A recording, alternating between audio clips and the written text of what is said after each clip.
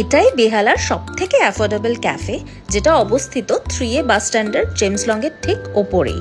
আমাদের চা আর টায়ের এপিসোড 3 আজ এখানেই।